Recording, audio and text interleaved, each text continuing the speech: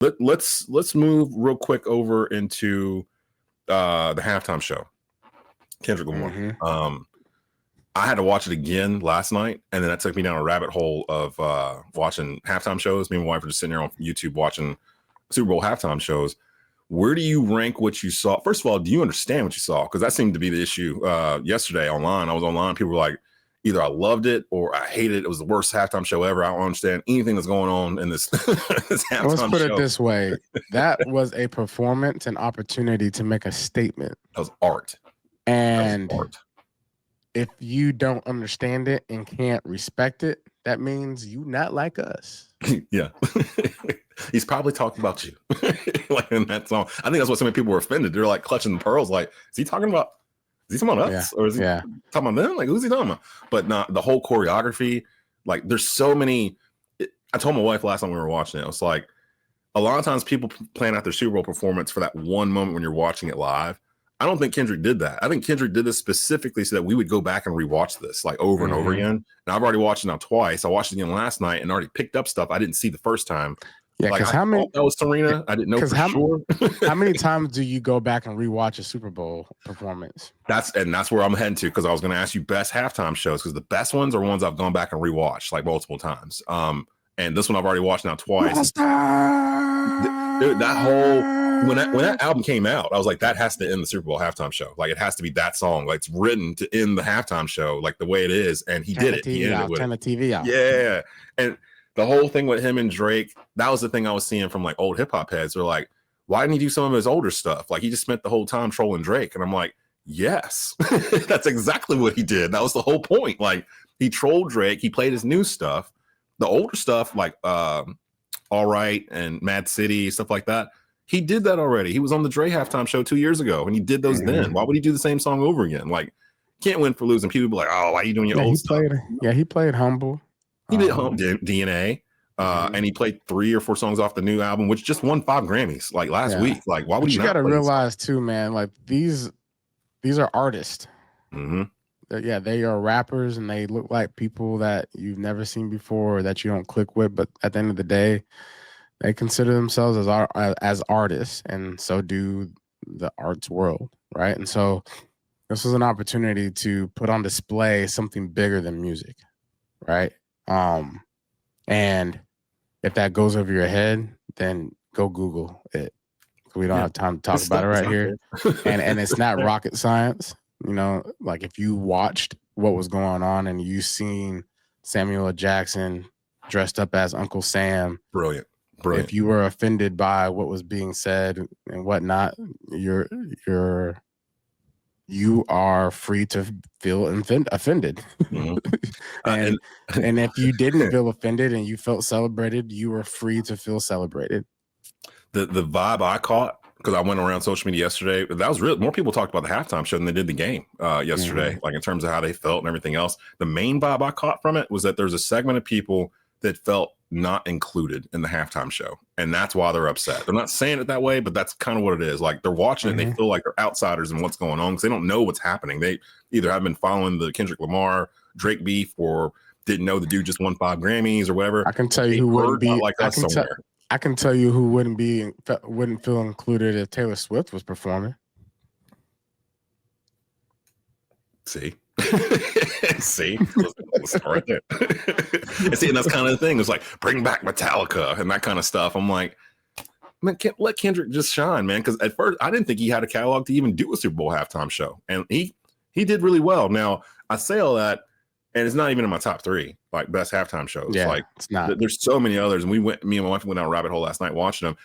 I'll give you mine. You give me yours. Give me your top 3 best all-time halftime shows as it stands right now after Super Bowl 59. MJ. Dude, and that was the first one. Yeah. And then I saw a doctor, the producer was like, they had a cue where they weren't supposed to start the music until he moved his glasses, but Michael Jackson liked to control the audience. So he's just standing there for 2 straight minutes. And like, people think Usher and Chris Brown and these other dudes are on the same level as Michael Jackson. I've never seen grown women passing out at a Chris Brown concert, like fainting at the sight of him. You know what I mean? Like Michael Jackson was on this whole different thing, and that was the first one because because Super Bowl halftime shows before were like marching bands and stuff. It wasn't a big deal, and then and Living Color actually changed all that. If people don't know the story, that was 93, right? Michael Jackson was 93. Yeah. So in 92, Fox decided they were going to do a live 30-minute episode of In Living Color during the halftime show, where it was going to be like the Ohio State marching band or something doing it. They usually didn't do anything during halftime. And so many people left and went to Fox to watch In Living Color during halftime that going forward, they decided to do a halftime show during the Super Bowl. And the first one was Michael Jackson. So you get the biggest person. They were very upset. In Living Color they took like 100 million viewers like away for 30 minutes. So it was genius on Fox and Keenan and Way's part. But that started the halftime thing. So this has only been going on for 30 years. So you got MJ. Leonard, you was watching Michael Jackson too?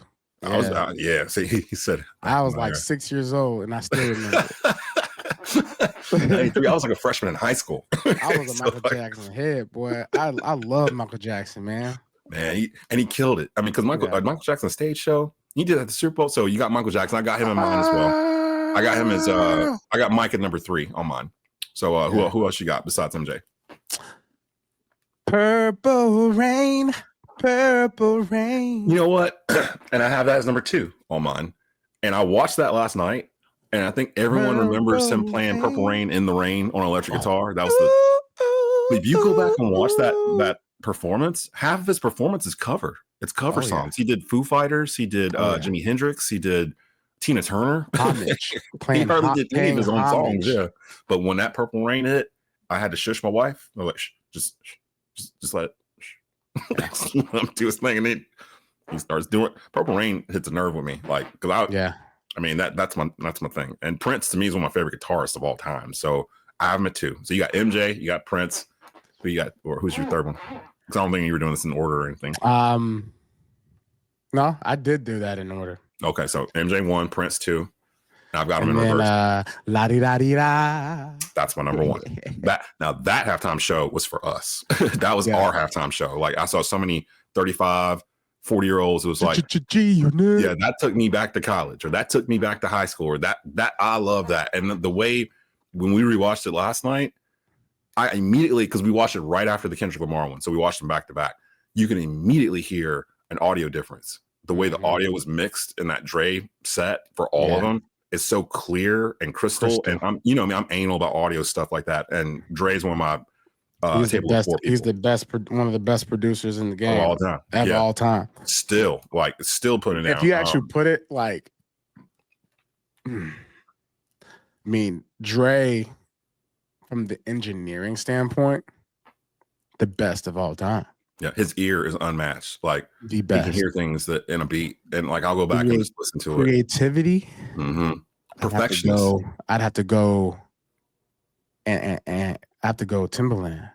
He's in my top 3 producers. It's Dre, Timbaland, and then honestly, I'm a huge Jimmy Jam, Terry Lewis fan. Like Janet Jackson, that kind of stuff. Like I'm huge into that. That goes back to Prince, and they were with them in the time back in the day. So like I'm huge on instrumental like guitar stuff. I like Aerosmith too. Forest City. Aerosmith was a good one. You know what? We saw one last night that popped up that we forgot about. It was Bruno Mars, Beyonce, and Coldplay. Coldplay is all right. It was a good show. Yeah, it was really. Beyonce broke out, did Formation. Bruno Mars was there. Like, I mean, it was a good one. I was like, I forgot about this one. And there was an Usher from like 2 years ago, I think it was. Forest City. What's your top 3? She's got Aerosmith is my favorite one. And CJA says I personally like the ones where you have multiple artists. Metallica was brought up. I've seen a lot of people ask for Metallica to come back. My question is, if you're Drake, because they've asked him before to do this and he's declined it. Because the Super Bowl artists don't get paid for doing the halftime show. If you're Drake and they come back, if Jay-Z comes to them now, it's like, hey man, you want to do the halftime show now? Do you do it if you're Drake? Yeah, I think so. I mean, he's got more hits to do it with. That could be your saving grace right there. You come back. We're gonna be singing every single song. I mean, we're gonna be singing every single song there, Drake. I can't imagine how it feels like to have 126 million people singing along to this song that just won a Grammy about you. Like it's so crazy. This is how I see it, man. In the artistry world, man. Yes, Drake, you lost. It's done. And mainly because Kendrick took a diss song and made it so doggone catchy that everybody's gonna remember it. Everyone. No, even if you don't know who Kendrick Lamar is, you know that song. People won't pay attention to the backstory, to nothing. They're gonna catch on to the trend. They're gonna catch on to whatever, and they're gonna be like, yeah, whatever. I was trying to put it out like, imagine did he really lose? Imagine if Tupac had performed "Hit 'Em Up" at the 1997 Super Bowl. Like literally, like it's kind of like, or imagine Nas doing "Ether" at the Super Bowl. Like, you know, like that doesn't happen. And like he was able to construct this whole show around this one song, and some people are mad about it, but most people are. I'm like, this is the most diabolical trolling I've ever seen in my life. It's petty. Like, it's toxic. It's terrible. It's bad for the culture. It's bad for the world. Like, we're trying to pour love into the community. Everything he did was diabolical. He torched this dude. He completely torched this dude. Like, it's everything crazy. Like, I don't know what Drake does. Was crazy when it comes to Drake, right? But the messaging and how he did it for the Super Bowl and the opportunity and how he kind of gave a second message. That's what it's really all about. And I think in the end, that's what's going to come out. The Drake stuff is the frosting. There's other stuff in that performance that has to do with like what's going on in the world today and our country today and politics today and social issues. Like all that stuff's crammed in there too. But you got to go back and watch it a couple times, like to get the full meal.